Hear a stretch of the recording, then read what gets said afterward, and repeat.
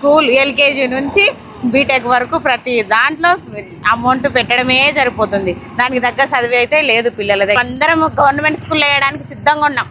Government దిగొచ్చి ప్రతి ఏరియాలో స్కూల్స్ పెడితే మేము గవర్నమెంట్ స్కూల్లోనే చదివిస్తాం. స్టడీ మటుకు ఏం లేదు, చదివినోడు ఏడనే చదువుతాడు, గవర్నమెంట్ స్కూల్లో అయినా చదువుతాడు, 1 లక్షలు కట్టిన స్కూల్లో అయినా చదువుతాడు. చూసుకుంటే స్కూల్ ఫీజులు ఇష్టానుసారంగా పెంచేస్తున్నాం బయట. అవునవును. సో ఎట్లా అనిపిస్తుంది మీకు? అంటే దానికి తగ్గట్టు చదువు చెప్తున్నారు స్కూల్లో? లేదండి, చెప్పట్లేదు. దానికి తగ్గట్టు చదువు చెప్తే మేము కూడా కట్టడానికి బాగానే ఉండేది. దానికి తగ్గట్టు చెప్పట్లేదు.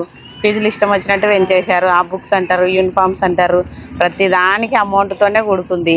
దానికి తగ్గట్ల చదువులేని లేవు. మళ్ళీ ఆడ స్కూల్లో చూస్తే అక్కడ 30 మెంబర్స్ని పెట్టాల్సిన చోట 60 మెంబర్స్ని పెడుతున్నారు. పిల్లలకు కూడా స్టడీ ఇది చక్కగా లేదు.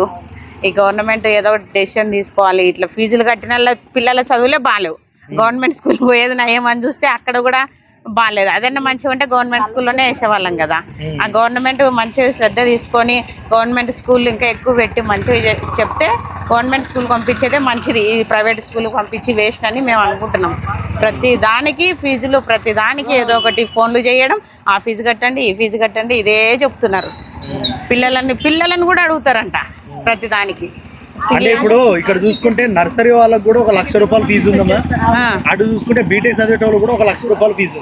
ప్రతి దాంట్లో అట్లనే ఉంది కదా. స్కూల్ ఎల్కేజీ నుంచి బీటెక్ వరకు ప్రతి దాంట్లో అమౌంట్ పెట్టడమే సరిపోతుంది. దానికి తగ్గ చదివి అయితే లేదు పిల్లల దగ్గర. ఇంకా ప్రతి దానికి మెసేజ్లు పెడతారు, ఆ ఫీజు కట్టండి, దీనికి కట్టండి, దానికి కట్టండి అని.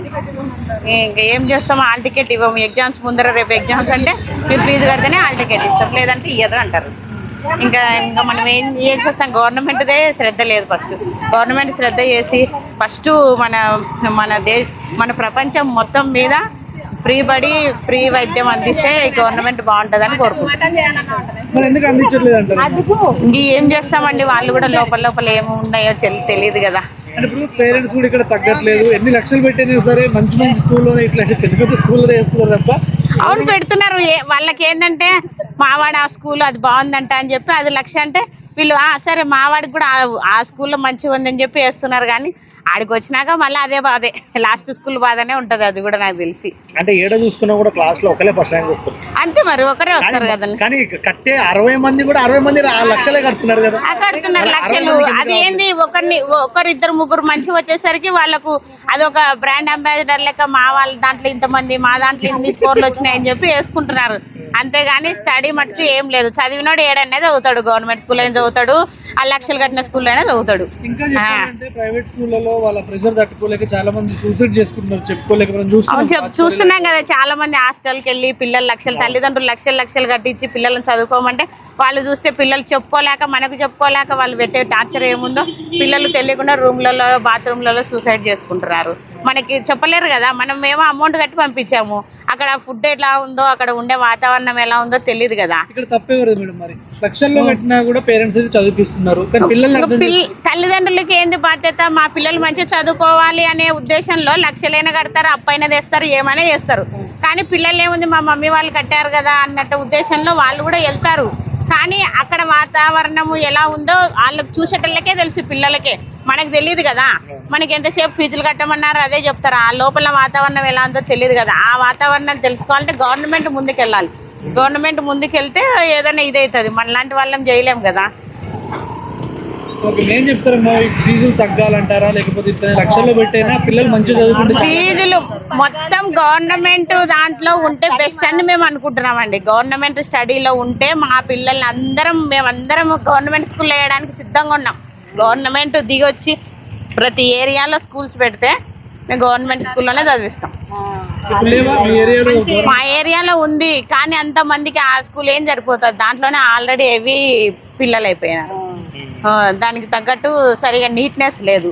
మనమేం ప్రైవేట్ స్కూల్లో నీట్నెస్ ఉంటుందని పంపిస్తున్నాం. ప్రైవేట్ స్కూల్లో నీట్నెస్ అంటే ఇప్పుడు ప్లే గ్రౌండ్ ఉండదు, గవర్నమెంట్ లో ఉన్నంత ప్లేస్ ప్రైవేట్ లో ఉండదు. పిల్లలు ఎలా ఫ్రీగా ఉంటారు, వాళ్ళ మైండ్ ఎలా ఫ్రీ అవుతుంది? ఈ ప్రైవేట్ స్కూల్లో కూడా ఇప్పుడు ఏం ప్లే గ్రౌండ్స్ ఏం లేవు. ఏదో ఇట్లా ఊరు చివరలో ఉండే దాంట్లోనే ఉన్నాయి. గవర్నమెంట్ లో లేవు, ప్రైవేట్ లో కూడా ఇప్పుడు ఏ స్కూల్లో ప్లే గ్రౌండ్ పెట్టట్లేదు. వాళ్ళు ఎంతసేపు వాళ్ళు కూడా టీవీలు చూపించి అవి ఇవి చెప్పడం, చదువు చెప్పడం తప్పితే వాళ్ళు కూడా ఏం పిల్లలకు ఒక పీరియడ్ కూడా ఆడుకొని ఇస్తలేరు. ఎంతసేపు మా స్కూల్లో చదువుకోండి, మార్కులు ఎక్కువ, వాళ్ళు ర్యాంక్ కావాలని వాళ్ళు కూడా ఉంటున్నారు. కానీ అంతకు మించింది అయితే ఏం లేదండి. అంటే మీరు ప్రశ్నిస్తారా అమ్మ ఎప్పుడన్నా స్కూళ్ళలో? అంటే జీవితం అంటే చదువు ఒకటే కాదు, అడుగుతాము ఏదన్నా చెప్పండి, ఫీజులు తగ్గించండి కనీసం ఎంత అంటే ఇంతే అండి తగ్గదండి అది ఇది అంటారు. వేరే స్కూల్లో మాడదామంటే ఆ స్కూల్కి పోయినా అదే బాధనే, మళ్ళీ తప్పదు కదా. ఏడికి పోయినా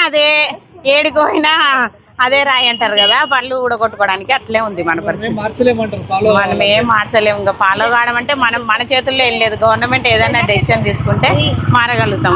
ఇప్పుడు కూడా ఈ 10th క్లాస్ ఎగ్జామ్స్ 1 వీక్ ఒకటి పెట్టారు. ఆ ఎగ్జామ్స్ గోల ఏందో ఏమో, మాకు ఇబ్బంది అవుతుంది ఎండకు పోయి తీసుకురావడం.